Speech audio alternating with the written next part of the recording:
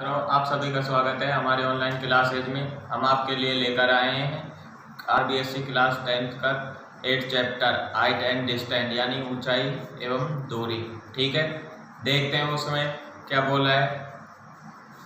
देखो, पहला देखते हैं उन्नयन कोण। थोड़ा सा जान लेते हैं उन्नयन कोण होता क्या है। आंख से ऊपर का कोण क्या होता है? उन्नयन कोण। क्षैतिज रेखा से आंख से ऊपर की तरफ मान लो, देखो जैसे ये कोई क्षैतिज रेखा है और ये इधर कोई अपनी आंख है, ठीक है। और ये क्या है? क्षैतिज रेखा, क्षैतिज रेखा, क्षैतिज रेखा x, ठीक है। और ये कोई कोण, तो आंख से ऊपर की ओर बना हुआ कोण क्या कहलाता है? उन्नयन कोण, ठीक है। तो ये थीटा क्या होगा? उन्नयन कोण, इसे उन्नयन कोण कहा जाता है, ठीक है। दूसरा होता है, देखो नंबर 2, अवनमन कोण, ठीक है। आंख से नीचे की ओर, यदि अपनी आंख कोई क्षैतिज रेखा से ऊपर है और नीचे की तरफ झांक रहे तो बड़ा कोण क्या कहलाता है? अवनमन कोण। जैसे देखें, ये कोई क्षैतिज रेखा है, ठीक है। क्षैतिज रेखा है, यहाँ कोई अपनी आंख है, ठीक है। आंख से देख रहे हैं, यहाँ इधर से नजर लगा रहे हैं अपन इस कोने से, तो इधर देखो ये बना हुआ थीटा है ना, ये क्या होगा? अवनमन कोण, ठीक है। क्या होगा? अवनमन कोण। और ये क्या होगा? एक्स अक्ष, क्षैतिज रेखा, क्षैतिज रेखा, ठीक है। और पूरक कोण, देखो पूरक कोण है थर्ड नंबर पर। पूरक कोण क्या होता है? किन्हीं दो कोणों का मान क्या होना चाहिए? 90 डिग्री।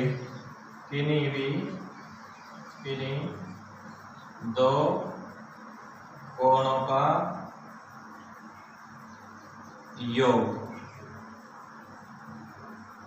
90 डिग्री हो, 90 डिग्री हो, उसे क्या कहा जाता है? पूरक कोण, ठीक है। तो देखो समझ में आया उन्नयन कोण किसे कहते हैं, अवनमन कोण किसे कहते हैं, पूरक कोण किसे कहते हैं, ठीक है। तो उन्नयन कोण देखो, आंख से ऊपर की ओर बना हुआ कोण क्या कहलाता है? उन्नयन कोण, ठीक है। अवनमन कोण दूसरा देखते हैं, तो दूसरा अवनमन कोण क्या कहलाता है? आंख से नीचे की ओर, दृष्टि रेखा से नीचे की ओर बना हुआ कोण क्या कहलाता है? अवनमन कोण, ठीक है। तीसरा है पूरक कोण। पूरक कोण किसे कहते हैं? किन्हीं भी दो कोणों का योग कितना होना चाहिए?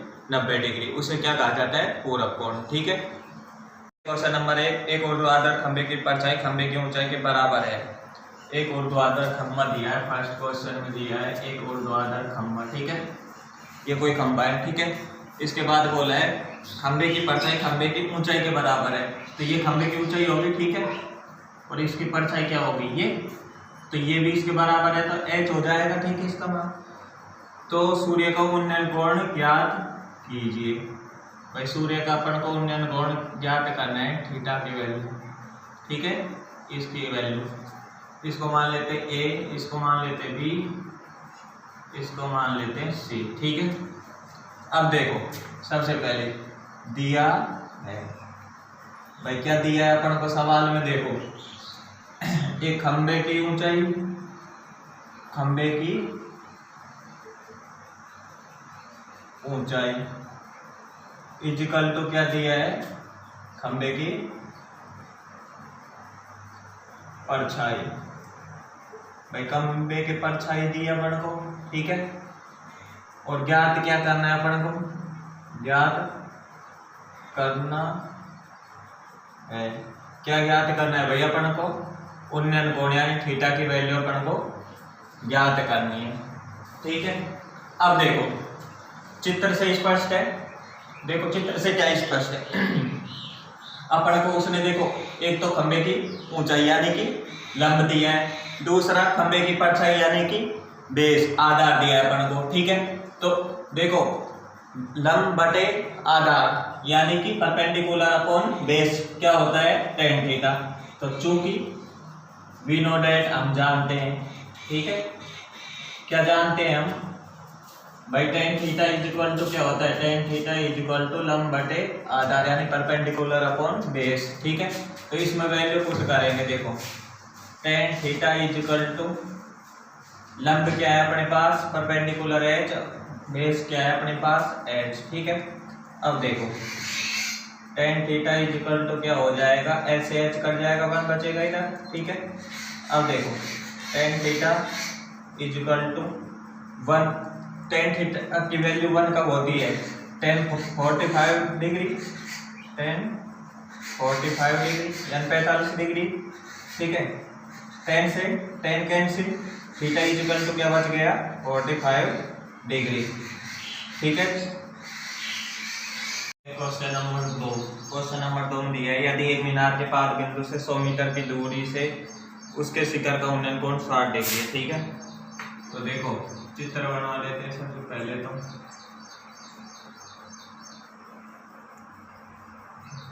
क्या बोला है, एक मीनार के पाद से यानी कि 100 मीटर बेस दिया है। ठीक है, और इसको मान लो ABC त्रिभुज नामांकित कर देते हैं। ठीक है, ये 90 डिग्री हो जाएगा, थीटा के वैल्यू अपन को 60 डिग्री दी है उसने। ठीक है, तो मीनार की ऊंचाई ज्ञात कीजिए यानी h इज इक्वल टू में ज्ञात करना है अपन को। ठीक है, तो देखो दिया क्या है, BC इज इक्वल टू लिख लो, BC is equal to 100 metre. ठीक है, और थीटा इज इक्वल टू में क्या दिया है 60 डिग्री। ठीक है, अब ज्ञात क्या करना है, ऊंचाई h बराबर ज्ञात करना है। ठीक है, तो अब देखो क्या होगा, देखो अपन को उसने दिया है क्या, बेस दिया है और ऊंचा किसका मान है, लंब का। ठीक है, तो अब देखो क्योंकि वी नो दैट, हम जानते हैं कि क्या जानते हैं, और थीटा इज इक्वल टू आधार बटे लंब। ठीक है, देखो वैल्यू पुट करेंगे और थीटा की वैल्यू अपने पास 60 डिग्री इज इक्वल टू आधार अपने पास कितना है 100। ठीक है, अपॉन लंब का मान h माना हुआ है। ठीक है, अब देखो cos 60 की वैल्यू पुट करेंगे इसमें, तो देखो cos 60 की वैल्यू क्या होगी 1/√3 is equal to 100 upon h। ठीक है, देखो वज्र गुणन करेंगे तो देखो h इधर आ जाएगा, h इज इक्वल टू में क्या हो जाएगा 100√3 मीटर। तो मीनार की ऊंचाई क्या होगी 100√3 मीटर।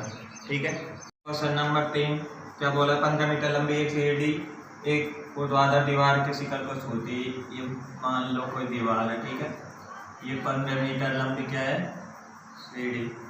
ठीक है, 15 मीटर। ठीक है, दूसरा फिर उसने बोला है यह सीढ़ी दीवार के साथ 60 डिग्री का कोण बनाती है, ये 60 डिग्री मान लो। ठीक है, ये मान लो ABC। ठीक है, अब देखो थीटापन में ये लिया है 60 डिग्री। ठीक है, तो ये क्या हो जाएगा बेस। ठीक है, ये लंब। ठीक है, ये कड़ा। अब देखो ऊंचा क्या है, उसने अपन से कौन बनाते, तो दीवार की ऊंचाई ज्ञात कीजिए यानी कि AB का मान ज्ञात करना है अपन को। ठीक है, तो दिया है। ठीक है, क्या दिया है अपन को, theta is equal to 60 degree और BC इज इक्वल टू में क्या दिया है 15 metre.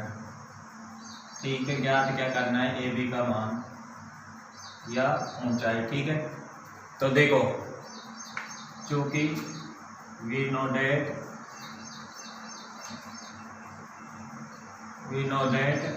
cos theta is equal to क्या होता है आधार बटे करण। ठीक है, ठीक है, तो इसमें वैल्यू पुट करेंगे। देखो cos theta 60 degree is equal to आधार क्या है अपने पास AC बटे करण क्या है अपने पास BC।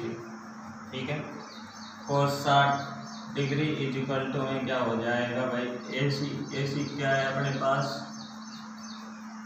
इसका आधार AC अपॉन BC का मान 15। ठीक है, इसकी वैल्यू रखें cos 60 की, तो क्या होगी cos 60 की वैल्यू होगी 1/2 is equal to AC upon 15। ठीक है, तो देखो वज्र गुणन कर लेते हैं तो देखो क्या होगा 15 = 2AC। ठीक है, देखो AC = क्या हो जाएगा गुणा में जो क्या आ जाएगी भाग में संख्या। ठीक है, 15/2 मीटर।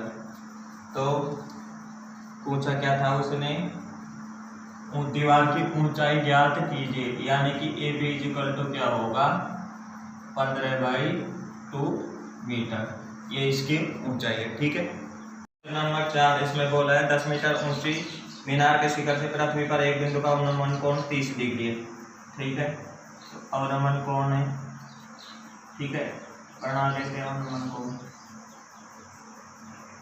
अब देखो उसने बोला शिखर से पृथ्वी पर एक बिंदु का अवनमन कोण, यानी कि ये कोण क्या हो जाएगा 30 डिग्री। ठीक है, और 10 मीटर ऊंची, तो ये 10 मीटर ऊंची है मीनार। ठीक है, अवनमन कोण 30 डिग्री। बिंदु के मीनार के आधार से दूरी, आधार से दूरी मान लो, इसको मान लेते हैं ABC। ठीक है, अब देखो दिया है अपन को, क्या दिया है, क्या दिया है θ = 30 डिग्री अवनमन कोण है। ठीक है, और H = 10 मीटर, ऊंचाई 10 मीटर दी है। ठीक है, और उसने ज्ञात क्या करवाया अपन से भाई, बिंदु के आधार से दूरी, आधार AB का मान, AB यानी बेस = ज्ञात करना है अपन को। ठीक है, अब देखो चित्र से स्पष्ट है क्या किसका मान दिया हुआ है अपन को, थीटा की वैल्यू दी है। ठीक है, दूसरा लंब की और ज्ञात किसके करवाई है उसने, आधार की। तो क्या जानते हैं, चूंकि वी नो डेट, हम जानते हैं कि क्या जानते हैं भाई, tan θ = क्या होता है लंब बटे आधार। ठीक है, तो tan थीटा लंब क्या हो जाएगा इसमें BC बटे आधार क्या होगा AB। ठीक है, वैल्यू पुट करेंगे तो देखो tan θ = 30 डिग्री BC की वैल्यू 10 और AB की वैल्यू ज्ञात करनी है। ठीक है, tan 30 का मान 1/√3 = 10/AB। वज्र गुणन करेंगे तो देखो क्या हो जाएगा, AB = में 10√3 मीटर। तो उसके आधार से दूरी क्या होगी 10√3 मीटर। ठीक है, क्वेश्चन नंबर 5, एक नदी के ऊपर एक पुल बना हुआ है। मान लो भाई ये नदी के ऊपर कोई पुल बना है। ठीक है, इसके नीचे से क्या जा रही है, नदी जा रही है। ठीक है, अब देखो क्या बोला है, नदी के तट के साथ 45 डिग्री का कोण बनाता है। ठीक है भाई, तो 45 डिग्री का कोण बनाएगा, यानी उन्नयन कोण जो 45 डिग्री है। ठीक है, फिर उसने क्या बोला है, यदि नदी के ऊपर पुल की कुल लंबाई 150 मीटर हो तो नदी की चौड़ाई ज्ञात कीजिए। तो भाई अपन को ये लंबाई दी है उसकी 150 मीटर। ठीक है, 150। ठीक है, तो नदी की चौड़ाई ज्ञात कीजिए। तो नदी की चौड़ाई क्या मान लेते हैं, x मान लेते हैं, ये हो जाएगा A B C और D मान लेते हैं इसे। ठीक है, अब देखो क्या दिया है अपन को भाई, दिया है। ठीक है, θ = 45 डिग्री दी है, 45 डिग्री। ठीक है, और अपन को लंबाई यानी लेंथ दी है,